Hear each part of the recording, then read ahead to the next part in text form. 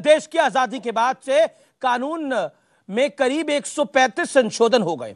आरक्षण की आग को ठंडा कर दिया गया, आतंकियों को फांसी हुई और ना जाने कितने करोड़ मामलों में अदालतों ने अपने फैसले सुनाए। लेकिन भगवान श्री राम से जुड़े राम मंदिर मामले को 135 साल से इंसाफ का इंतजार है। पहली बार राम मंदिर मामला 1885 में अदालत की चौखट पर आया, लेकिन आज तक भगवान राम की जन्मभूमि पर फैसला नहीं आया।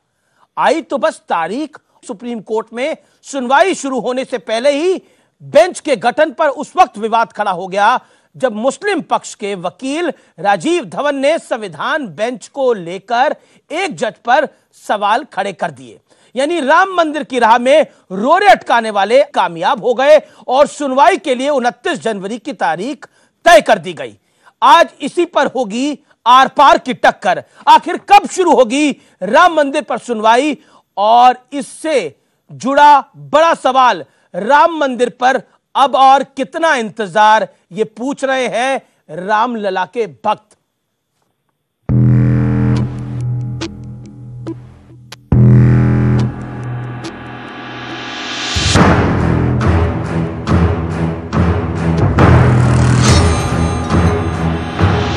एक 134 साल बाद भी तारीख, जो कि अयोध्या केस में सुनवाई की फिर नई तारीख तय हुई। सुनवाई शुरू होते ही मुस्लिम पक्षकार के वकील राजीव धवन ने बेंच के गठन पर ही सवाल खड़ा कर दिया। ललित साहब को पहले 97 में कल्याण सिंह के मैटर में अपियर हुए थे, तो कोर्ट को मुझसे बताया गया, किसी ने एतराज नहीं किया। जजेस ने खुद मशवरा किया। ललित साहब ने कहा कि शायद उनका इस बेंच पे कंटिन्यू रहना मुनासिब नहीं है। कि हमारा तो हमेशा से स्टैंड रहा है कि मामला जल्द से जल्द इसकी हियरिंग स्टार्ट होनी चाहिए और इसकी डे टू डे हियरिंग होनी चाहिए। देखिए, हम कोर्ट से हमेशा उम्मीद रखते हैं। कोर्ट से तो पूरा हिंदुस्तान उम्मीद रखता है, क्योंकि कोर्ट चलता है सबूतों के आधार पर चलता है। जहाँ सबूत होगा वह फैसला उसी के हक में आएगा, चाहे वो हिंदू हो चाहे मुसलमान। जात की बात नहीं होती है। लेकिन सुनवाई की तारीख बढ़ने के साथ ही देश की सियासत एक बार फिर गर्मा गई। बीजेपी और संतों ने नाराजगी जाहिर की। बीजेपी नेता विनय कटियार ने जल्द सुनवाई की मांग करते हुए हालात विस्फोटक बताए। जो स्थितियां हैं, अदालत उसको संभाले, नहीं तो बड़ी विस्फोटक स्थिति बनती जा रही है। पूरे देश के अंदर, हर वर्गों के अंदर, हर लोगों के दिलों के अंदर एक ही चीज है कि राम मंदिर का निर्माण करो। मैं चाहता हूं कि माननीय जज गोगोई जी, जो हमारे आसाम के कांग्रेस के मुख्यमंत्री के बेटे हैं, वो कांग्रेस की ओर मत देखें, वो सपा बसपा की ओर मत देखें, कम्युनिस्ट की ओर मत देखें, वो अयोध्या की ओर देखें, रामलला की ओर देखें, वो चीन की ओर मत देखें। जब तक वो जाहिर से बात है पूरी सुनवाई नहीं कर लेंगे, तब तक अपना फाइनल वर्डिक्ट नहीं देंगे। बहरहाल जो भी फैसला आएगा उस पर सबको हर्फ अमल करना होगा। सुनवाई शुरू न होने से बीजेपी, संत सब नाराज हैं। कुछ दिन पहले पीएम मोदी ने कांग्रेस को देरी के लिए जिम्मेदार ठहराया था, लेकिन शिवसेना भी पीएम मोदी पर पलटवार करने से नहीं चूकी। मैं जो कहता हूं, कोर्ट के अंदर कांग्रेस के वकील जो अड़ंगे डालते हैं वो बंद हो। न्याय की प्रक्रिया को न्याय के तरीके से चलने दिया जाए, उसको राजनीति के तराजू से न तोला जाए, और मामला न्यायपालिका में है उसको पूर्ण किया जाए। अब फिर आ गया तारीख पे तारीख। इसलिए तो हम मांग कर रहे हैं ना बार बार कि भैया अध्यादेश लाओ। ये नहीं होगा। Justice delayed is justice denied. लेकिन आज कई बड़े सवाल सबके सामने हैं। देश के सबसे पुराने मामले में देरी क्यों हो रही है? क्या अयोध्या केस की सुनवाई में देरी होने से देश का माहौल बिगड़ सकता है? और इसका फैसला क्या 2019 चुनाव पर असर डाल सकता है? आज इन्हीं मुद्दों पर होगी देश की सबसे बड़ी बहस। और आज देश की सबसे बड़ी बहस इसी मुद्दे पर होगी। मेरे साथ जनता जनार्दन है जो सवाल पूछेगी आर पार की टक्कर के अंदर। अब अपना स्वागत करिए। और मेरे साथ आज एक बड़ा जबरदस्त पैनल है। मुझे लगता है कि राम मंदिर के मामले के ऊपर, अयोध्या के इस मामले के ऊपर इससे ताकतवर पैनल नहीं हो सकता। मेरे साथ all India Muslim personal law board के और जाने माने सुप्रीम कोर्ट के वकील महमूद प्राता साहब हैं, उनका स्वागत है। मेरे साथ कमाल फारूकी साहब हैं जो कि सदस्य हैं all India Muslim personal law board के और चेहरा भी हैं, आपका भी स्वागत है। और मेरे साथ भारतीय जनता पार्टी की ओर से बीजेपी के कद्दावर प्रवक्ता डॉक्टर संबित पात्रा है, उनका स्वागत है। मेरे साथ इस डिबेट में चेयरमैन शिया वक्फ बोर्ड के वसीम रिजवी साहब हैं जो कहते हैं कि रामलला का मंदिर बनना चाहिए, उनका भी स्वागत है। तो आप तमाम लोगों का स्वागत है इस बहस के अंदर। संबित पात्रा, आज जब हमने इस पूरे कार्यक्रम को शुरू किया तो दिखाया 1885 से लगातार रामलला का मंदिर इंतजार कर रहा है, लेकिन आज 2019 में भी तारीख ही मिली। देखिए, सर्वोच्च न्यायालय केवल हिंदुस्तान का ही नहीं अपितु पूरे विश्व का एक जाना माना न्यायालय है। बहुत बड़ी जुडिशियल प्रक्रिया इंडिया की है, हम सब उसका सम्मान करते हैं। बीजेपी के प्रवक्ता के नाते नहीं, एक साधारण भारतीय के नाते भी मुझे लगता है अगर जल्दी सुनवाई होती तो हम सबके मन में खुशी का लहर भी होता। अब नहीं हुआ है, कोर्ट का मामला है। हमने देखा राजीव धवन जी, उन्होंने खड़े होकर कोई आपत्ति की। उन्होंने आपत्ति यूयू ललित, जो जस्टिस यूयू ललित थे, आज से 25 साल पहले लगभग एक केस हुआ था 1994 के आसपास, कल्याण सिंह जी को एक कंटेम्प्ट ऑफ कोर्ट वाले विषय में, राम मंदिर से रिलेटेड विषय नहीं है, उस विषय पे रिप्रेजेंट किया था, तो इसलिए उनको रिक्यूज कर लेना चाहिए। इस प्रकार का विषय आया और पुनः एक बेंच गठित होगा। मैं सिर्फ इतना कहना चाहता हूं, कोर्ट वाला विषय। प्रधानमंत्री मोदी ने इंटरव्यू दिया था, कहा अड़ंगा नहीं लगाना चाहिए कांग्रेसियों को। अब अड़ंगा तो लगा दिया गया है, अब बताइए अब आप क्या करेंगे? देखिए, आज से ही नहीं, आपने अभी अपने रिपोर्ट में कहा 135 साल जी। मैं कहता हूं 135 साल नहीं, 500 वर्ष जब से बाबर ने मंदिर को तोड़ा, एक विध्वंस किया और वहां पर एक कंट्रोवर्शियल स्ट्रक्चर खड़ा किया, तब से अड़ंगे अड़ंगे और अड़ंगे ही आ रहे हैं। देखिए, सत्य की जीत आसान कभी नहीं होती है। सत्य के जीत के लिए निरंतर लड़ना पड़ता है और ये निरंतर लड़ने का काम भारतीय जनता पार्टी और भारतीय जनता पार्टी के साथ जो जुड़ी हुई ताकतें हैं वो कर रही है। हमारी जीत अंततः होगी। जी। अब कमाल फारूकी, आपका दौर है, आपका समय है। सवाल मैं पूछता हूं, विनय कटियार कह रहे हैं कि विस्फोटक स्थिति बन सकती है और हिंदू समाज लंबे अरसे से इंतजार कर रहा है, अब समाधान क्या है? देखिए, हमारे कल्याण सिंह साहब ने और हमारे जो दूसरे महान साहब थे, उन्होंने थ्रेट किया है सुप्रीम कोर्ट को। असल में कल्याण सिंह साहब ने तो सीधा सीधा कह दिया फुसकोट के आप फैसला करो, वरना विनय कटियार ने, वरना तोड़फोड़ होगी, फुसकोट होगा। तो ये तो विस्फोटक स्थिति होती। तो ये एक थ्रेटनिंग है कि भाई आप या तो फैसला यूं करो वरना ऐसा हो जाएगा।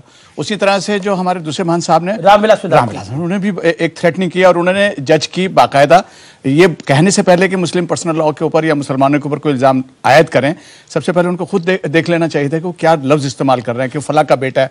हमने ऐसी कोई बात नहीं करी।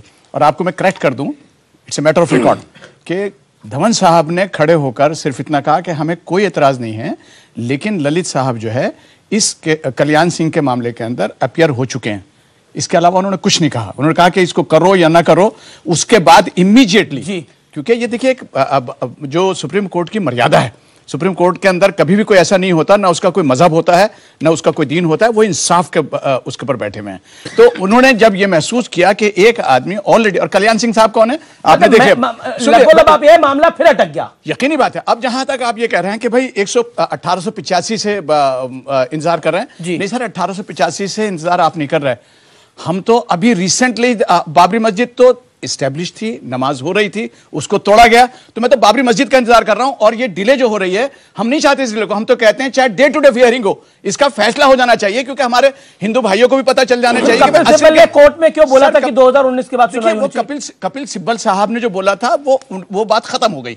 अब वो बोला था कि नहीं बोला? अगर बोला था तो उनको, आपने ये भी देखा कि उसके बाद क्यों अपीयरेंस। प्रधानमंत्री ने इंटरव्यू दिया जिसमें प्रधानमंत्री ने इंटरव्यू में बोला कि कांग्रेस अड़ंगा का लगाना चाहती है। आप ये बता दीजिए कि आज का है ये अड़ंगा है, ये टेक्निकली करेक्ट बात है, ये जरा आप बताएंगे मुझको। ये आज का अड़ंगा था, ये अड़ंगा नहीं था, ये अड़ंगा नहीं था, बल्कि एक टेक्निकल पॉइंट था कि जो इंटरेस्टेड पार्टी या जो कोई उसके अंदर, अगर कल्याण सिंह को कौन नहीं जानता, कल्याण सिंह को तो एक गवर्नर है, एक दिन की सजा भी हुई थी उनको, तो उनको कौन नहीं जानता कि वो बाबरी मस्जिद के मुजरिम है। तो अगर उन्हीं के केस के अंदर, चाहे वो कोई केस, आप कह रहे हैं आप बाबरी मस्जिद का इंतजार कर रहे हैं, हम इंतजार कर रहे हैं कि फैसला हमको मिलेगा। और हमें पूरी उम्मीद है कि जो मस्जिद जिसके अंदर हम 500 साल तक सजदा करते रहे थे, और उस दिसंबर 1949 की रात तक हमने नमाज पढ़ी है, फिर उसके बाद उसमें रामलला जी की मूर्ति रखी गई, फिर उसके बाद उसको शहीद किया गया, मंदिर वहां जबरदस्ती बना दिया गया। हम इंतजार कर रहे हैं और हम इसीलिए कह रहे हैं। इलाहाबाद हाईकोर्ट का फैसला भी आपको याद करना चाहिए। हाँ, आप भी याद रखिए कि इलाहाबाद हाईकोर्ट ने क्या कहा। इलाहाबाद हाईकोर्ट ने जो कहा है उसका, उसमें सबसे ठीक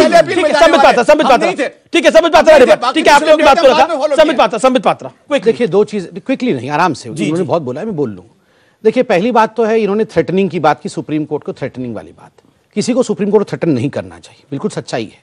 परसों जब ये बेंच गठित किया गया, 5 जजेस का बेंच गोगोई साहब ने गठित किया, जो चीफ जस्टिस है, जफराब जिलानी जी का बाइट सुना रहे थे, उन्होंने एक बाइट दिया है, आप लोगों ने भी अपने चैनल में चलाया। उन्होंने कहा कि हम इस बेंच का समर्थन नहीं करते हैं क्योंकि इसमें कोई मुस्लिम जस्टिस नहीं है, मुस्लिम जस्टिस होना चाहिए। मेरा स्पष्ट मानना है कि इस प्रकार से बेंचों में भी मुस्लिम, हिंदू, जाट, गुजर इस प्रकार से ढूंढना ये अत्यंत ही निंदनीय है। सुनिए, ये justice is blind, justice is blind to religion, caste and creed. उसमें रिलीजन ढूंढना, ये कहीं ना कहीं सस्पिशन डालना कि सुप्रीम कोर्ट के बेंच में मुस्लिम जज नहीं है तो ये उचित नहीं था। दूसरी बात इन्होंने कही कि ये वहां सजदा करते थे और इंतजार बाबरी मस्जिद का कर रहे हैं। सैयद साहबुद्दीन तो इनसे बड़े हैं, फारूकी साहब का बड़ा इज्जत करता हूं, मगर सैयद साहबुद्दीन साहब जब बाबरी स्टीयरिंग कमेटी के वो अध्यक्ष थे तो याद करिए उन्होंने क्या कहा था। उन्होंने उस समय वो विवादित ढांचा मौजूद था, उन्होंने कहा था चंद्रशेखर जी के समय में कि अगर खुदाई के बाद इस स्ट्रक्चर के नीचे किसी प्रकार का भी मंदिर या मंदिर के अवशेष निकले तो एग्जैक्ट वर्ड नोट करिए क्या कहा था कि मैं अपने हाथों से, नंगे हाथों से इस स्ट्रक्चर को गिरा दूंगा और मंदिर बनाने के लिए ईंट रखूंगा। के मोहम्मद जिसके बाद एएसआई की खुदाई हुई, के मोहम्मद जो खुद एक बिलीविंग इस्लामिस्ट है, उन्होंने वहां पर मंदिर के अवशेष दिखाए और के मोहम्मद जी ने, सुन लीजिए, 2016 में कहा कि मंदिर तो कब से बन जाना चाहिए, एक लॉबी है, लेफ्टिस्ट लॉबी, जिसके कारण से ये मंदिर नहीं। कमाल फारूकी, पहली बात तो यह है कि आपने कहा, जफरयाब जिलानी साहब का जो बयान दिया, हम इससे बिल्कुल एग्री नहीं करते हैं और हमारे जनरल सेक्रेटरी का बाकायदा ये स्टेटमेंट है कि जजेस का कोई मजहब नहीं होता। और मैंने अभी आपको कहा, उनका एक इंडिविजुअल ये स्टेटमेंट हो सकता है, as far as Muslim personal law board is concern और द कम्युनिटी इज कंसर्न, हम जजेस की मजहब के ऊपर कोई क्वेश्चन रेज करना नहीं चाहते। हमें पूरा फेथ है, हमें इंसाफ की उम्मीद है और इंसाफ हमको जरूर मिलेगा, हम ऐसे बात है। दूसरी बात, आप ये एक अजीब पूरे हिंदुस्तान के अंदर एक माहौल बना रखा है, एएसआई ने कह दिया, के मोहम्मद ने कह दिया, एएसआई ने कह दिया। भाई एएसआई ने नहीं कहा है कि वहां मंदिर था, अगर एएसआई ये मंदिर का कह देता तो रिपोर्ट आ जाए। हम के मोहम्मद ने तो कहा था, के मोहम्मद के ताल्लुक से, मैं क्योंकि वो यहां मौजूद नहीं है उसके ताल्लुक से मैं कुछ नहीं कह सकता। मैं आपको बताता हूं, वो आदमी, के मोहम्मद वो आदमी है जिसने 53 मस्जिदें दिल्ली की जो एएसआई के अंदर हैं, उसके अंदर उसने वो काम करवाए हैं जो कि किसी हिंदुस्तानी की शर्म से डूब जाएगा जो काम करवाए। तो के मोहम्मद गलत है, बिल्कुल गलत है, बिल्कुल गलत है के मोहम्मद, बिल्कुल गलत है। मैं इसका जवाब दे दूं जी? ओके, 20 सेकंड फिर मैं बाकी दोनों को। ये 135 साल का केस है, 10-20 सेकंड ऐसे आप भी मत करिए, थोड़ा सा छूट दीजिए हम लोगों को। देखिए, जहां तक के मोहम्मद साहब का सवाल है, के मोहम्मद जी को किसी पॉलिटिकल पार्टी ने अपॉइंट नहीं किया कि आप जाके खुदाई करिए, कोर्ट के निर्देश अनुसार खुदाई हुई। और एक बड़ी बात बताऊं, यहां बहुत लर्नेड लोग खड़े हैं दोनों तरफ, मैं एक बात बताऊं, यह भी निर्णय किया गया कि कहीं कोई गड़बड़ घोटाला और कोई प्लांट ना कर दे, इसलिए अनुपात अनुसार मुसलमान खुदाई करने वाले भी होने चाहिए और हिंदू भी होने चाहिए, दोनों। खुदाई करने वाले भी मुसलमान थे और उसके नीचे मंदिर के अवशेष, भगवान विष्णु, तो मैं मानता हूं आप लोग नहीं मानते हैं, भगवान विष्णु के पद्म में लेटे हुए का स्वरूप, जिस प्रकार वहां पिलर्स मिले हैं, जिस प्रकार लक्ष्मी का स्वरूप मिला है, आप बताइए। मैं तो जानता हूं कि इस्लाम में लक्ष्मी जी भगवान विष्णु का तो मान्यता नहीं है, तो वो किसके हैं? अगर वो मंदिर के अवशेष, कमाल फारूकी इसका जवाब दे दीजिए। देखिए जी, अब मैं फिर आज कोर्ट पे जाऊंगा, उस पर आता हूं। सुनिए, एक बात सुनिए, आपने जो कुछ भी कहा है ना, वो सारा का सारा मैटर सब जुडिस है और उसमें ये वाली बात, जो ये बात कही है एएसआई की, हमने भी रिपोर्ट देखी है, लेकिन कहीं ये बात नहीं लिखी। अभी उसके ऊपर आ जाएगा ना, दूध का दूध पानी का पानी हो जाएगा। अगर ये साबित हो जाता है कि हमने मंदिर तोड़कर वहां मस्जिद बनाई है, तो जो शहाबुद्दीन साहब ने कहा था, हम सब मुसलमान। ठीक है, ओके, रिजवी साहब इस पर कुछ कहना चाहते हैं? रिजवी साहब, all India Muslim personal law board का स्पष्ट कहना है कि वहां मस्जिद थी, है और रहेगी।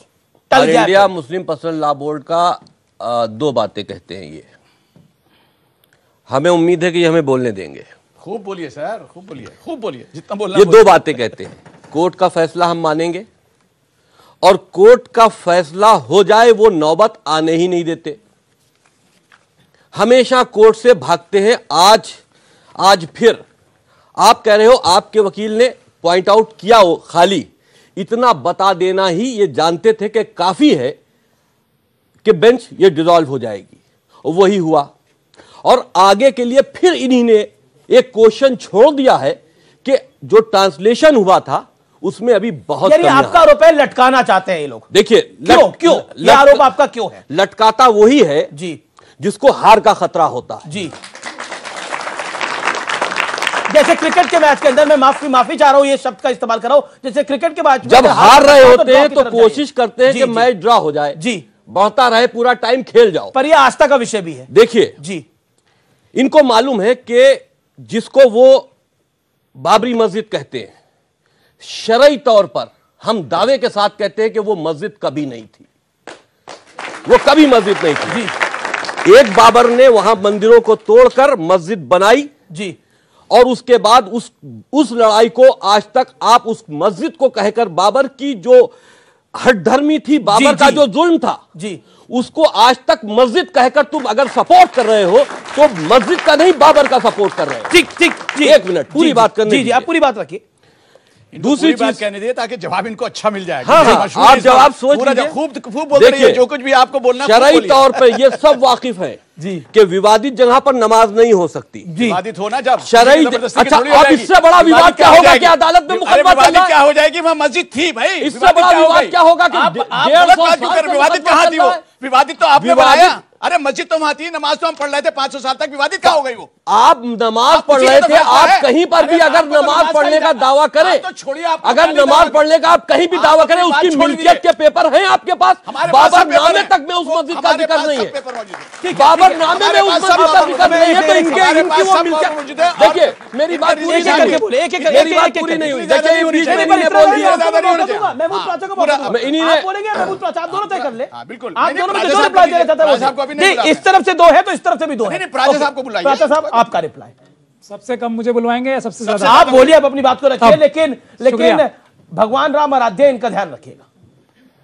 मैं समझ नहीं पा रहा अनीश देवगन जी, आपकी एडिटोरियल पॉलिसी क्या है जो आप मुझे ये याद दिलाते हैं भगवान राम आराध्य हैं? तो ये बहुत ही शर्मनाक बात है जो आप मुझे याद दिलाते हैं।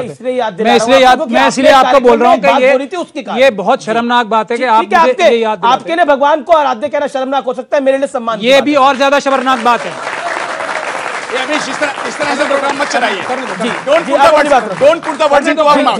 ये मत कीजिए, ये मत कीजिए। मैं आरएसएस के एजेंटों से डरता नहीं। ये मत कीजिए। मैं आरएसएस के एजेंटों से हम आपके प्रोग्राम में आते नहीं है। जो काम मैं कह रहा हूं, दोबारा कह रहा हूं, आप कीजिए, ध्यान से आप हिंदू मुस्लिम मत बनाइए। आप लोगों की भगवान राम की बात करी, आप लोगों की भावनाओं से मत करिए। पूरा बात को रखिए, और डरा लो आप। कीजिए बात, आप अपनी बात रखिए। आप और डराने की चेष्टा कर। जी जी जी, मैंने दोबारा बोल रहा हूं, ध्यान से सुनो जी। आपकी एडिटोरियल पॉलिसी क्यों इस तरह की है, मुझे इस पे बहुत शक है और शर्म आती है कि आप मुझसे ये सवाल करते हो कि भगवान राम आराध्य हैं नहीं है। हम लोग, मैं मुस्लिम हूं मगर फिर भी मैं ये समझता हूं जो उस पैनल में उस तरफ दो लोग खड़े हैं उनसे ज्यादा भगवान राम की इज्जत करता हूं, मुस्लिम होने के बावजूद। ला इलाहा इल्लल्लाह मुहम्मदुर रसूलुल्लाह कहने के बाद और उस पर अमल करने के बाद मैं इन दोनों व्यक्तियों से ज्यादा विश्वास रखता हूं भगवान राम पे।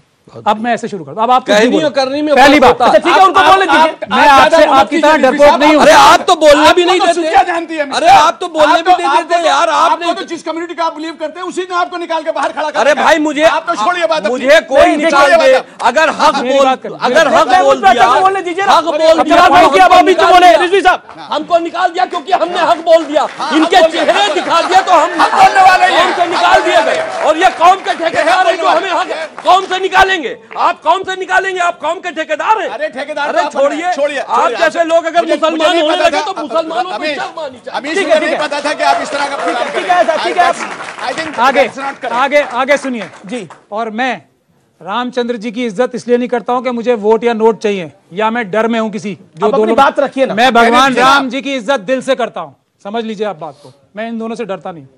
अब आगे सुनिए आप काम की बात। आपको डरा तो कोई नहीं, आप अपनी बात कोई बात नहीं। मैंने बोला आराध्य का ध्यान रखिएगा। आपको ये बात नहीं कहनी चाहिए। मैं बिल्कुल कहूंगा सर, मैं बिल्कुल कहूंगा ये बात।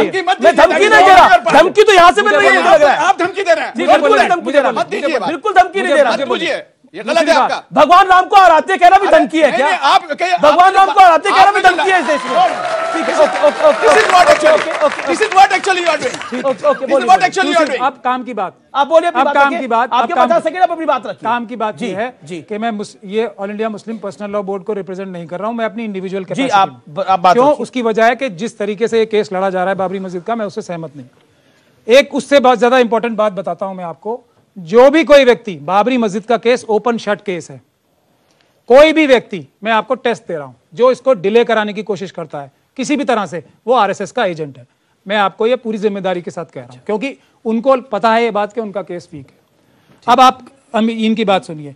इन्होंने कहा कि जो जजेस हैं उनको जाट और गुजर में बांटा जा रहा है, तो इनके रामचंद्र वेदांती जी जो हैं ये, इन्होंने तो कांग्रेस ही बता दिया जज को, चीफ जस्टिस ऑफ इंडिया को कांग्रेस गलत करा, वो गलत है तो ये इस बात का। और तीसरी बात जो मैं कहना चाहता हूं कि बाबरी मस्जिद, एएसआई की रिपोर्ट बताई जा रही है, ये सब चीजें कोर्ट में डिसाइड होंगी ना। हम लोग ये कह रहे हैं कि भले ही हमें फैसला पसंद हो या ना पसंद हो, हम भारत के संविधान की इज्जत करेंगे। वसीम रिजवी तक हार रहे हैं। अब मैं बता मैं नहीं बोला, मुझे बोलो, एक मिनट मैं जवाब दे रहा हूँ। वसीम रिजवी साहब का मैं जवाब दे रहा हूँ। वसीम देखिए, नहीं कहाँ हो गए, ना आप तो मुझे बोलने नहीं देते ना। 2 में से अब आप रुकिए 1.5 मिनट तो मैं आपकी बात का जवाब दे रहा था। अपनी बात 20 सेकंड दे दीजिए। वसीम रिजवी साहब की बात 30 सेकंड में कंप्लीट करिए। वसीम रिजवी साहब की बात, हाँ 30 सेकंड वसीम रिजवी साहब की बात कर रहा हूं मैं। वसीम रिजवी साहब मुस्लिम घर में पैदा हुए हैं, लेकिन इसको हिंदू मुस्लिम मत बनाइए। वो उस तरफ खड़े हैं, कोई भी हिंदू इतनी ताकत से राम के लिए लड़ाई नहीं कर रहा, इसलिए जितनी ताकत से वो कर रहे हैं। जो भगवान राम है किसी हिंदू के सपने में नहीं आए, इनके सपने में आए। इनके सपने इतराज नहीं है। मैं हिंदू मुस्लिम की बात बता रहा हूं। इसको एतराज का हमारे सपने में आए तो इनको एतराज है। अरे भाई मेरी जबान खींच लो, मेरी आंखें फोड़ दो, और क्या करोगे? अच्छा ठीक है, और क्या करोगे? मैं मुतरा किसी हिंदू के सपने में नहीं आए, इनके सपने में आए। तो हिंदू आप कैसे कह सकते हैं? आपने क्यों नहीं बताया दुनिया को? इन्होंने बताया कि भगवान राम रो रहे थे मेरे सपने में आके। अरे आप बेकार की बात कर रहे हैं। सुनिए, अब आगे सुनिए। इतना मानते होते तो आज वसीम रिजवी आप अपनी टाइम पे बोलिएगा, मैं आपको मौका दूंगा। आप पे आरोप लगा, अरे भाई गलत टिप्पणी कर रहे हैं हमारे ऊपर, तो बोलना पड़ेगा। ठीक है सर, एक वसीम रिजवी के ऊपर गलत टिप्पणी आप करूंगा क्योंकि ये मुझे प्रोवोक कर रहे हैं। इनके ऊपर बहुत सारे वक्फ चोरी के मुकदमे हैं, इनको अरेस्ट किया जाएगा सीबी द्वारा। अब असली बात, अब असली इनकी मजबूरी है। अब असली बात सुनिए, मुस्लिम पक्ष की बात है, मुस्लिम पक्ष की बात है। राम मंदिर वही बनना चाहिए। तुम हक मार रहे हो हिंदुओं का, वो हिंदुओं का। ये आजम खान के चेले हैं, आजम खान के चेले हैं ये, आजम खान के चेले हैं ये। आजम खान से कुछ लोग भी हो सकते हैं, हम तो आप भी तो रखते हैं। अब अपनी बात को मुस्लिम पक्ष की बात सुन लो। अगर मुस्लिम पक्ष पे से ये इल्जाम हटा लिया जाए, उस इल्जाम को हम कभी लेके जिंदा नहीं रह सकते कि वहां पे मंदिर था और मंदिर तोड़ के मस्जिद लगाते हैं। अब बैठ के बातचीत हो सकती है। ये इल्जाम जब इल्जाम को वापस लिया जाए कि वहां मंदिर था और वो मंदिर तोड़कर मस्जिद बनाई गई, इस इल्जाम को पहले वापस लिया जाए। पहले मैं हाथ जोड़ के निवेदन करूंगा कि आराम से बात करें। और मेरे प्यारे भाई फारूकी साहब आज कपड़े भी ऐसे पहने हुए लग रहे जैसे चीफ जस्टिस ऑफ इंडिया है।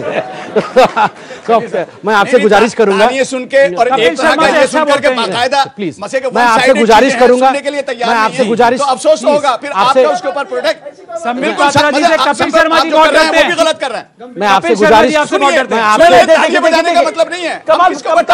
मैं आपको मौका दूंगा। मैं आपसे तालियां बजा रहे हैं भाई, हमको सुनना चाहिए कि यहाँ अच्छा मेरा निवेदन है, मुल्क का मामला है या मुल्क का मामला है, सुना जाए ना। मैं आपसे गुजारिश करूंगा कि शांति से हम लोग को बोलने का मौका दिया जाए। मैंने आपके बीच में कभी नहीं बोला है।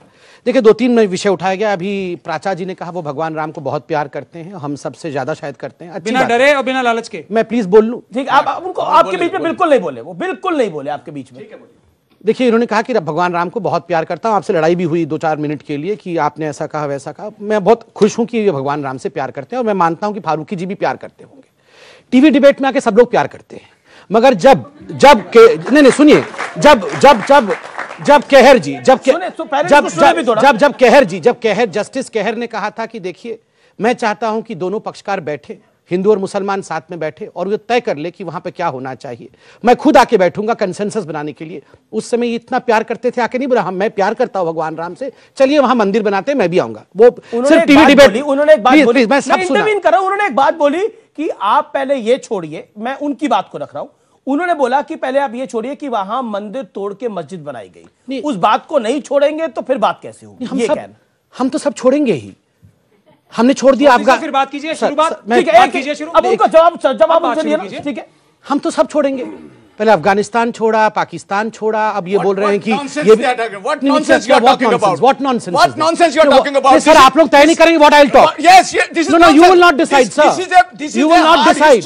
No, you will not decide, sir. Wait, एक second. You will not decide. How the country was divided? Let him We are also suffering for it. Can I speak? We are also suffering for it. आप बताइए क्या मजाक है? यहाँ दो लोग बोलेंगे, हम लोग कुछ नहीं बोलेंगे। बिल्कुल बोलेंगे। हमने ये छोड़ा, हमने वो Mr. छोड़ा। Farooqui, please don't shout and listen to others. No, आप ये धमकाना बंद कर दीजिए। नहीं, you don't threaten. आपने कहा कि नहीं, हम नहीं डिबेट करते हैं। आप अगर चाहते हैं कि राम के विषय में हम डिबेट न करें, इन्होंने कहा कि हिंदू डिबेट नहीं करेगा, हिंदू डिबेट नहीं करेगा। इन्होंने कहा कि हिंदू छोड़ देना, यही कहा ना, छोड़ देता हूं मैं भैया, आप लोग कर लीजिए। तो नहीं करें, मतलब हमारा हक भी नहीं है बात करने का यहाँ पे, मैं यहाँ पे बात भी नहीं कर सकता हूँ, कमाल की बात है। देखिए हमने नहीं, देखो sir, don't put the words, हमने किसी आपको नॉनसेंस भी नहीं कहना चाहिए। सर, आपने मिस्टर फारूकी बिहेव योरसेल्फ, आपने सुना, mister Farooqui behave yourself, don't हमने ये इन्होंने आप क्यों नहीं सुन रहे हमारी बात? मैंने उनको रोका, अब उनको एक मिनट अपनी बात रखिए। हमने कही नहीं है। वाई आर अमीश भाई 10 मिनट ये लोग बोलते रहे, मैं शांति से सुना, उंगली उठा के दिखाया कि मुझे बोलना है। ये लोग इतने बड़े बड़े उम्र में है, बिहेवियर कब सीखेंगे ये लोग, कब सीखेंगे? आप अपनी बात रखिए। अच्छा आप एक सेकंड, आप अपनी बात रखिए। This is the truth, this is what actually is the truth. आपने कहा कि आप वहां पे दावा छोड़ दीजिए मंदिर का। मैं कह रहा हूं कि दावा कब तक हम छोड़ते रहेंगे? एक जिन्ना था जिसने कहा पाकिस्तान पे दावा छोड़ दो क्योंकि हमें एक अलग देश चाहिए, हमने एक अलग देश दे दिया उनको। अब ये कहते हैं राम का मंदिर वहां नहीं था, दावा छोड़ दो। क्यों छोड़ेंगे, क्यों छोड़ेंगे आप मुझे बताइए। ठीक है कोई ठीक है। अब अमीश भाई 5 सेकंड सुनो। नहीं अमीश भाई 5 सेकंड सुनो। जी बोलिए। वहां पे के मोहम्मद जी के रिपोर्ट के पश्चात सिद्ध हुआ कि अवशेष मंदिर के थे, फिर भी दावा छोड़ दो। इन्होंने कहा कि वहां पे हम नमाज पढ़ते थे, मस्जिद था, हम इतने वर्षों तक नमाज पढ़ते थे। मैं आपसे सबसे पूछ रहा हूं, यहां हिंदू मुसलमान सिख ईसाई सब हो सकते हैं, मैं आपका जाति धर्म नहीं जानता हूं। दिल पे हाथ रखे ये चारों, और आप भी पूछिए अपने आप से, कितनी बार हिंदू ने जाके कहा है कि ये मस्जिद मेरा है, मैं यहां पे मंदिर में यहां के मंदिर बना के पूजा करूंगा? कभी नहीं। कितने विश्व के कितने देश में जाके हमने, सुन लीजिए, विश्व के कितने देश में जाके हिंदुओं ने मस्जिद तोड़ के मंदिर बना दिए हैं? कितने देश में? आप मुझे बताइए, हिंदुओं ने कब कत्लेआम मचाया है? ठीक है, मैं मुसलमानों के लिए, हिंदुओं के लिए नहीं बोल रहा हूं।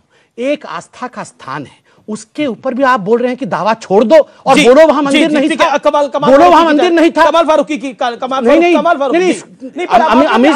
अमीश भाई एक बड़ी बात मैं बता रहा हूं, सुन लीजिए, 5 सेकंड में खत्म कर। आपने पहले 5 सेकंड मांगे थे, 15 सेकंड, सिर्फ 5 सेकंड, 5 सेकंड और लीजिए, लेकिन फिर कमाल फारूकी की बारी। देखिए, सुप्रीम कोर्ट ने भी कहा कि ये केवल टाइटल सूट है, मतलब जमीन की लड़ाई का विषय है। सुप्रीम कोर्ट ने बोला कहा जी। सुप्रीम कोर्ट ने उसी टाइटल सूट पे 5 जजेस का बेंच बनाया। आज तक इतिहास में किसी टाइटल सूट के लिए 2 जजेस से अधिक बेंच नहीं बना है।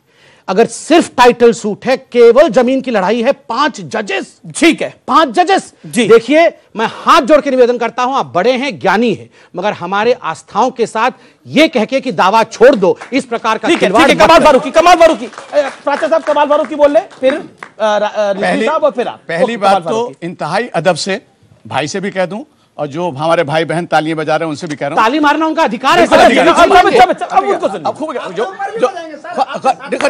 हम एक बार आपके लिए भी ताली बजा दी, ठीक है। सुनिए, लेट अस नॉट जोक। अच्छा, लेट अस नॉट जोक। अच्छा, हम कह रहे हैं, हम आपसे नहीं कह रहे कि आप अपना दावा छोड़ दीजिए। अभी प्राचा जी ने कहा, सर आप मुझे बोलने दीजिए ना। हम ये कह रहे हैं, और प्राचा साहब भी ये कह रहे हैं कि भाई ये सारी चीजें जितनी भी आप कह रहे हो, इससे मैटर ऑफ कोर्ट, जैसे मिसाल के तौर पर एएसआई की बात है, एएसआई की बात मुझसे कोर्ट के अंदर बाकायदा मौजूद है, उसके बाद डिस्कशन होगा, और अगर ये बात साबित हो जाती है कि वो मंदिर तोड़ के मस्जिद बनाई थी, यकीनी बात है we lose the case, we lose the case. और दूसरी बात नहीं बजाएंगे ताली, क्योंकि ये बात अच्छी है ना। दूसरी बात, बहुत सीरियस डिबेट हो रही है। दूसरी बात हमने ये कहा है, आप ये बताइए, किसी मुसलमान ने ये कहा है, कोई जो जिम्मेदार मुसलमान है, रिजवी साहब की बात छोड़ दीजिए, किसी मुसलमान ने बात, मुसलमान जिम्मेदार मुसलमान, आपका मौका है, आप मेरे में विश्वास रखिए, मैं आपको मौका दूंगा। अभी कमाल फारूकी अपने 50 सेकंड बात कंप्लीट कर ले। मतलब आप जिम्मेदार मुसलमान समझा दीजिए। रिजवी साहब, क्या ये जिम्मेदार मुसलमान है? अच्छा रिजवी साहब, क्या यही जिम्मेदार मुसलमान? रिजवी साहब, अच्छा आपको मैं मौका दूंगा आपको डिफेंड करने का। कमाल फारूकी, आप अपनी बात को रखिए, है आपके पास वक्त। हम ये कहते हैं कि जो भी, जब तक के ज़हन इनका नहीं बदलेगा, इस तरह के मुसलमान मुसलमानों को बदनाम करते रहेंगे। ठीक है, अच्छा करते रहेंगे।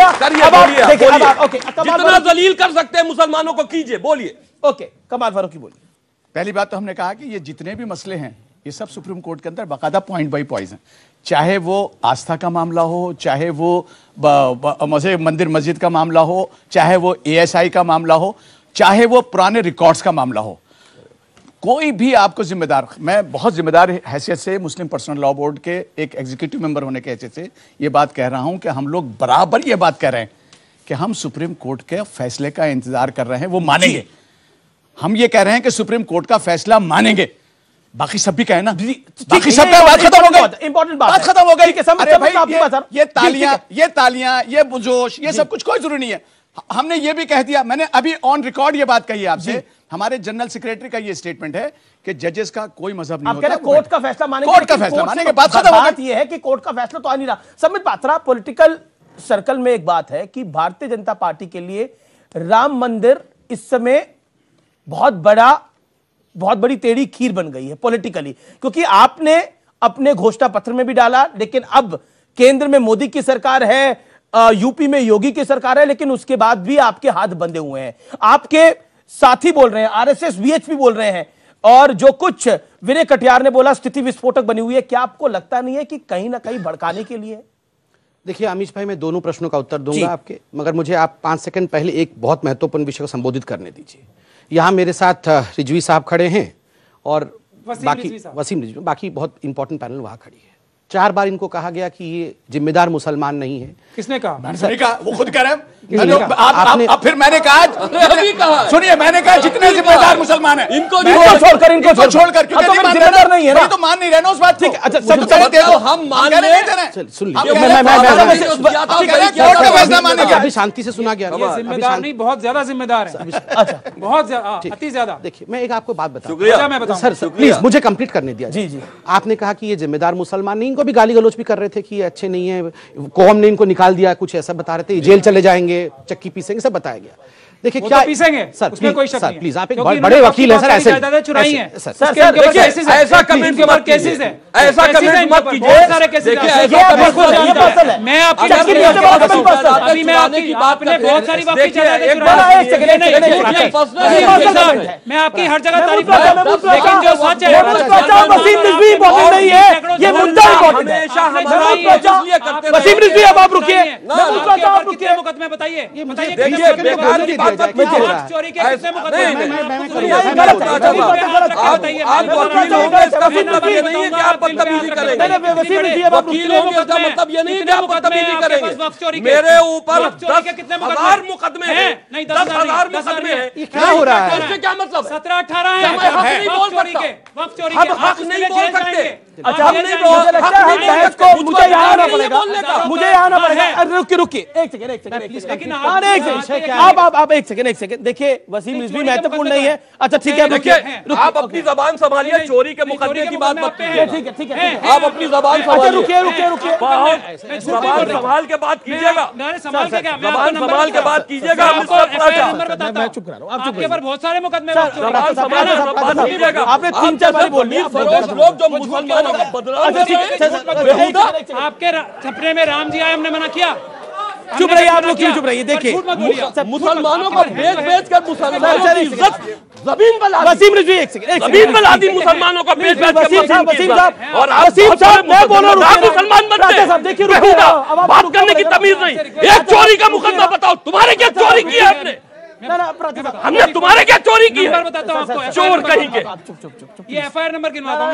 काम करो, अपने पास रखो अपनी डिटेल, वसीम रिजवी अपने पास रखो अपनी डिटेल, अपनी जेब में रखो। हमारे ऑनरेबल आदमी, अरे बेटा आप अपनी जेब में रखो मिस्टर प्लाजा अपनी डिटेल।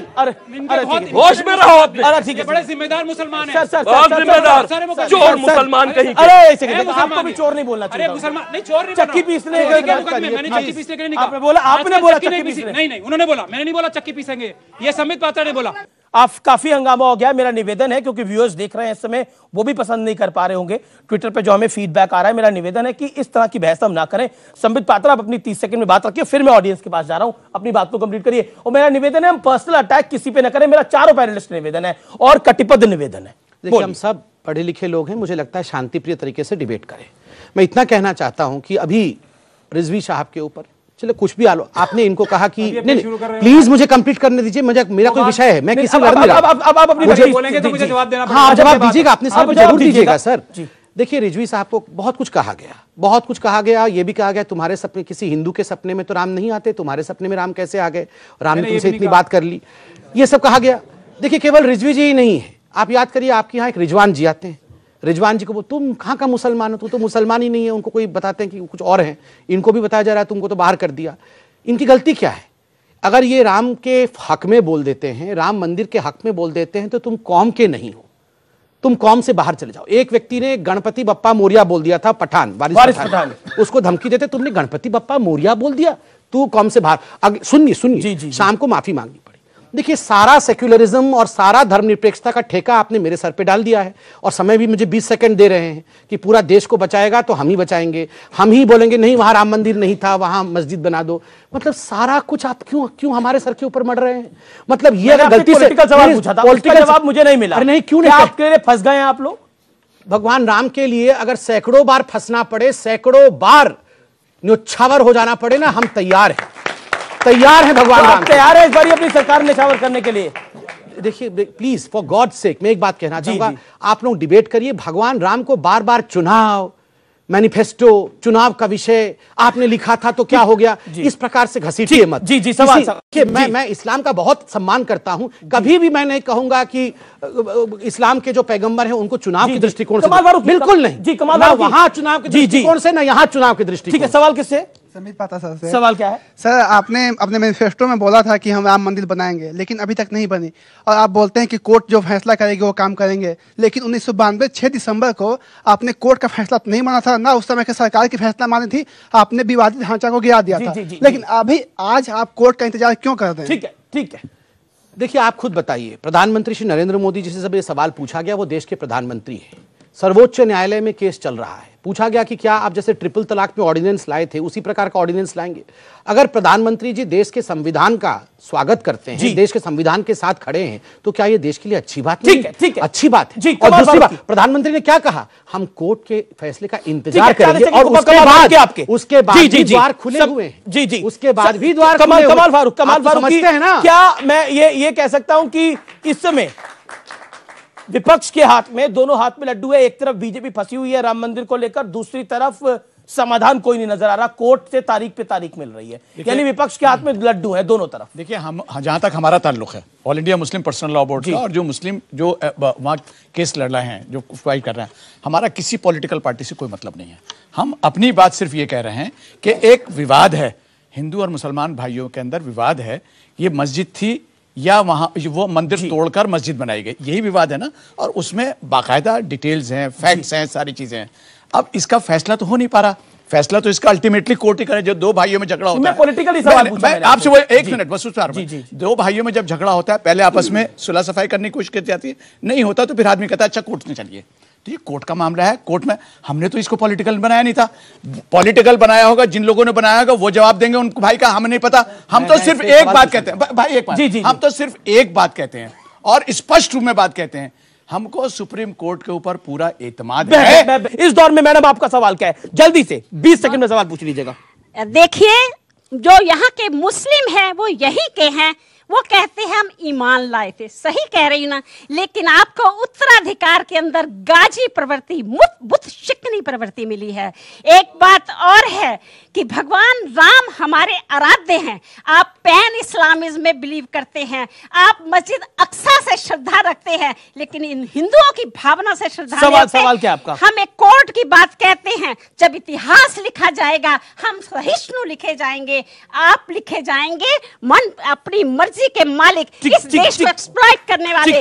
राम मंदिर अगर आप चाहें तो मिलकर बना सकते हैं। ठीक है, राम मंदिर मिलकर बनाया जा सकता है, ये पॉइंट ऑफ व्यू। मैं आप लोगों का भी सवाल लूंगा जो कि महत्वपूर्ण है। आपका सवाल क्या है? क्या सवाल है आपका, बताइए। सर, मेरा बाबरी मस्जिद के जो पक्षकार है उनसे मेरा सवाल है, आप राम को मानते हैं, आप राम को आराध्य मानते हैं, आप बाबर को भी नहीं मानते होंगे, तो आप उसका पक्षधर क्यों है? आप बाबरी मस्जिद के पक्षधर क्यों हैं? कमाल फारूकी, भगवान राम इंपॉर्टेंट है हिंदुस्तान के लिए या बाबर इंपॉर्टेंट है?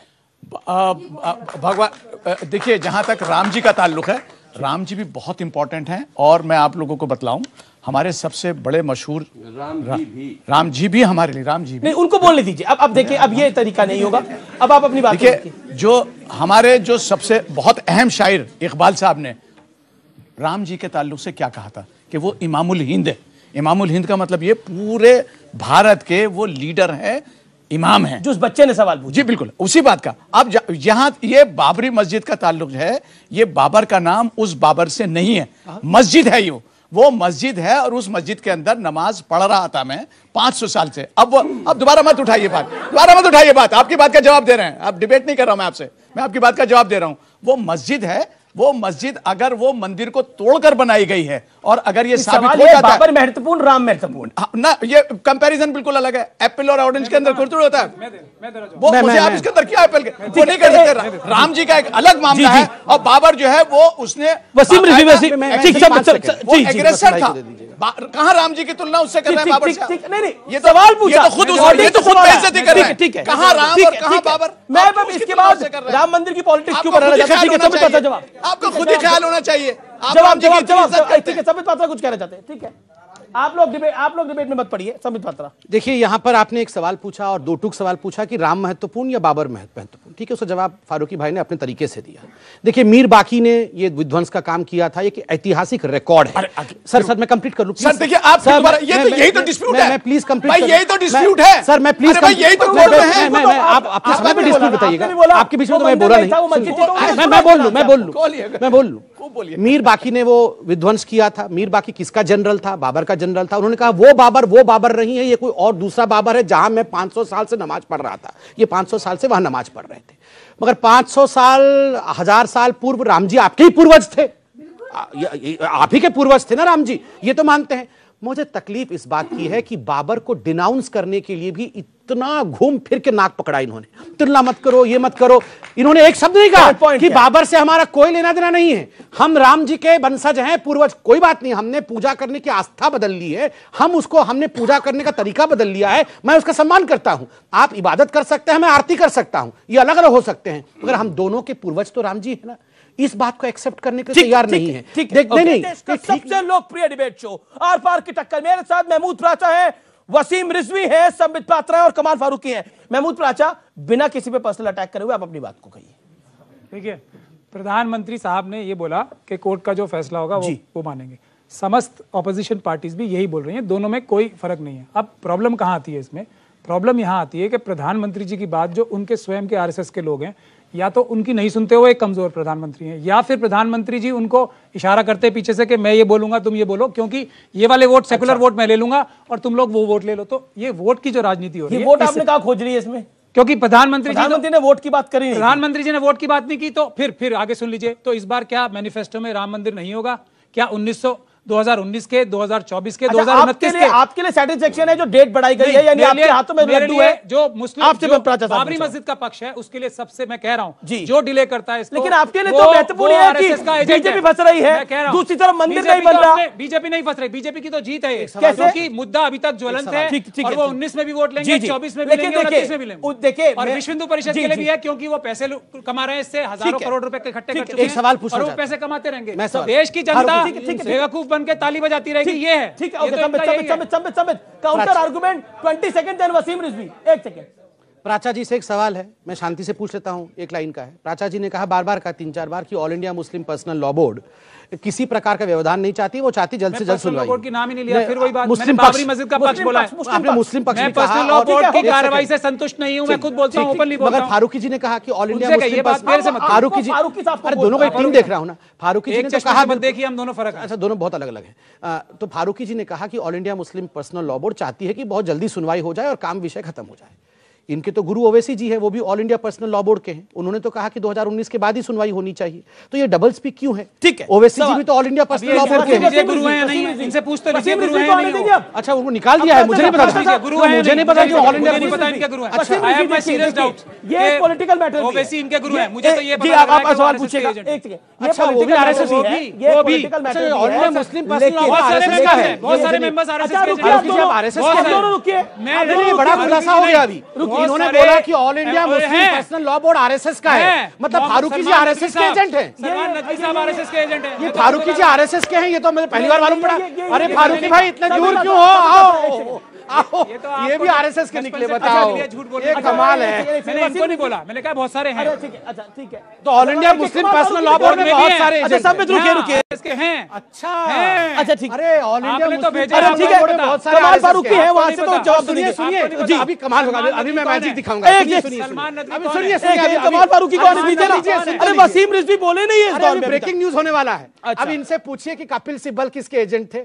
अभी बोलेंगे आरएसएस के एजेंट थे। मैं बता रहा हूं, अभी सुनिए कपिल सिब्बल साहब सुन्नी वक्फ बोर्ड उत्तर प्रदेश के लिए रिप्रेजेंट कर रहे थे सुप्रीम कोर्ट में। एज ए लॉयर उनकी मजबूरी होती है, जो उन्हें इंस्ट्रक्शंस हो वो बोलना। ठीक है, हो गया। योगी जी की सरकार है वहां पे, योगी जी का निकाय है सुन्नी। अच्छा, योगी जी को ये भेजा था कपिल सिब्बल को। अब आपका पर्दा उठा, समझ रहे हैं आप, इसीलिए हटाए गए वो सारे लोग हटाए गए। उसके बाद कपिल सिब्बल हटाए गए। आप बीजेपी के ट्रैप पे फंस रहे हैं। अरे कपिल सिब्बल साहब इतने बड़े वकीलों ने बचाव कर रहे हैं। ये आप और कपिल सिब्बल सब हमारे एजेंट हैं। कमाल फारूकी ये क्या आप आपको गाली दे रहे हैं। कमाल फारूकी जवाब, कमाल फारूकी कमाल फारूकी साहब से मैं नाराज हो रहा था, तो आरएसएस के एजेंट निकले। देखिए पता नहीं कौन किसका एजेंट है, ये तो अल्लाह ही बेहतर जानता है। हम तो जानते हैं। अच्छा ठीक है, कमाल फारूकी थोड़ा तो आप ही को बना दिया। कौन किसका एजेंट है तो अल्लाह ही जानता है, लेकिन हम ये बात जानते हैं कि हमें फिर दोबारा हम कह रहे हैं, हमें सुप्रीम कोर्ट के ऊपर एतमाद है। बिल्कुल, आपने सुप्रीम कोर्ट का फैसला जो होगा मंजूर होगा। हम इसमें कोई सियासत नहीं कर रहे हैं। भाई से पूछ लें कि भाई ये, इन्होंने एक सवाल पूछा था कि भाई आपका पिछले 3 इलेक्शन के अंदर, जो मनीषशंकर अय्यर ने बोला भाई आपका पिछले 3 इलेक्शन के अंदर एजेंडा था। हमारी बहन ने भी पूछा था, उसका जवाब आपने पूछा था, जवाब नहीं दिया। 3 मरतबा आपने इलेक्शन के अंदर राम मंदिर का मसला उठाया। मनीषशंकर अय्यर पैदा होने की जगह पूछ रहे हैं, कह रहे हैं कि 100 कमरे थे, कहां पैदा हुए? सरकार मानेगी, हम कांग्रेस की और बीजेपी की। सर मैं आपकी बात का जवाब देता हूं। मनीषशंकर अय्यर पूछ रहे हैं तो उनसे पूछेगा, लेकिन मैं जो सुप्रीम कोर्ट के अंदर जो एफिडेविट्स फाइल हुए ना, उनकी तुलना आपको कर देता हूं। और मैं किसी की कोई उसमें वो नहीं कर रहा हूं। उसी में से जो हमारे हिंदू पक्ष के लोग बाग हैं, अभी तक ये डिसाइड नहीं कर पा रहे हैं कि राम जी कई हजार साल पैदा हुए थे। एफिडेविट में, एक एफिडेविट में आप बता सकते हैं। नहीं, यही सब देखिए, राम जी कई हजार साल पहले पैदा, ये डिसाइड नहीं हो पा रहा है। अब देखिए, ये बोल किसी के बारे में नहीं पूछा, बोल रहा हूं, ये तो बहुत ही गड़बड़ बात है। देखिए ये रोज शाम को राम जी का बर्थ सर्टिफिकेट मांगते हैं। ये कौन है? राम जी का बर्थ सर्टिफिकेट क्यों मांगते हैं? ये नहीं, ये कमाल है। मैं अपने देश में राम जी कब पैदा हुए, कौन से कमरे में पैदा हुए, कितने साल में पैदा हुए? मनीषशंकर अय्यर ने बोला, इन्होंने थोड़ी बोला। नहीं, मनीषशंकर अय्यर ने बोला। ये भी बोल रहे हैं कितने साल हो गए पैदा हुए, हम डिसाइड नहीं कर पा रहे। मुझे क्लैरिफाई करने देंगे। मैं जो बोलूंगा वो फैक्ट्स पर बोलूंगा। सुप्रीम कोर्ट के अंदर जो एफिडेविट फाइल हुए हैं हमारे हिंदू भाइयों की तरफ से, उसमें तारीख के ऊपर यूनैनिमिटी नहीं है। कोई कहता है 20,000 साल पहले पैदा हुए, कोई कहता है एफिडेविट में है। ये मैं नहीं कह रहा हूं, ये आप ही लोगों के एफिडेविट है। कोई कहता है 50,000 साल पहले, हो गया कोई कहता है 2 करोड़ साल पहले। इसका एक सेकंड हम को बोले दीजिए, आपको मैं दूंगा, मैं मौका दूंगा। जन्म पे पूछा है। अच्छा ठीक है, 15 सेकंड। फिर इन्होंने कहा कि डिसाइड नहीं हो पा रहा राम जी कितने हजारों साल पहले जन्म हुए थे। देखिए एफिडेविट है, एफिडेविट है, चलिए एफिडेविट। मैं इसका उत्तर सुन लीजिए। ये धरती है, हम धरती पे खड़े हैं। यहां बैठा हुआ कोई भी ऐसा व्यक्ति नहीं है, धरती पे कोई ऐसा साइंटिस्ट नहीं है जो कह सके कि धरती कितने हजार साल, करोड़ों साल पहले पैदा हुई थी। एग्जैक्ट बिल्कुल धरती की तरह हमारे भगवान राम है। आपके पास डेट नहीं है, यही तो सिद्ध करता है वो कितने विराट हैं। ठीक है, वसीम रिजवी का बर्थ सर्टिफिकेट मांग रहे हैं। अपने दिल में झांको, अपने पूर्वजों के नाम को देखो, राम उसी में नजर आएंगे। ठीक है वसीम रिजवी, है कि आप देखते नहीं हो, देखने का प्रयास। वसीम रिजवी, अब आपकी पारी है, बोलिए क्या कहना चाहते हैं आप? ठीक है, वसीम रिजवी को बोले दीजिए, पहली बारी आ रहे हैं। पहले तो ऑडियंस से हम पूछ ले, एक चोर को बोलने की इजाजत है? शुक्रिया। देखिए, भगवान राम कब पैदा हुए, कितने 100 साल पहले पैदा हुए, यह सवाल ही नहीं है। भगवान राम थे या नहीं थे? थे ना, इसको तो सब मानते हो ना। तो अब इस चीज के ऊपर जाना केस को गुमराह करने की बात है। जी, राम का मंदिर है, अयोध्या में बनना चाहिए, राम जन्मभूमि पर बनना चाहिए। ये वो असलियत है ठीक जिसको ये छुपा रहे। एक सुनिए, मेरी बात अभी पूरी नहीं हो पाई थी, मैं खुद जल्दी में हूं, मुझे भी जाना। जी, भगवान राम का मंदिर अयोध्या में बनना चाहिए, यह हिंदुओं का हक है। और मुसलमानों में किसी का हक मारना सबसे बड़ा गुनाह है जो ये लोग कर रहे हैं। ठीक है, सवाल सवाल है, हिसाब से सवाल है, ये पूछ रहे हैं कि राम जी जन्म कितने साल पहले हुआ था। तो मैं इनसे पूछता हूँ, आप जब आपने जन्म लिया था आप हिंदू थे मोहम्मदन थे? नहीं तो मामले नहीं थे ना। ठीक है, कमाल बारूदी, अच्छा ठीक है, एक सेकंड हाथ जोड़ के क्लैरिफिकेशन में दे दूं। जी जी, मैंने अपनी तरफ से एक लफ्ज इसमें नहीं बोला है, ये ना हमारा मुद्दा है। मैं सिर्फ ये बताने की कोशिश कर रहा हूं, तो मुद्दा नहीं है, तो लोग बोल रहे थे। देखिए भाई लोगों की तरफ से जो एफिडेविट फाइल हुए हैं, उन एफिडेविट में शुक्रिया। मैं इस कार्यक्रम को यही समाप्त करता हूं, लेकिन अंत में मैं निष्कर्ष में इतना कहना चाहूंगा कि देखिए भगवान राम को लेकर ये पॉलिटिकल युद्ध अपने दौर पे चलेगा, लेकिन आस्था का जो युद्ध है वो बड़ा महत्वपूर्ण है। तो मुझे लगता है कि उन संवेदनाओं का भी ख्याल रखना चाहिए जो महत्वपूर्ण है दोनों तरफ से, और विस्फोटक स्थिति बताना भी बेहद गलत है। नमस्कार।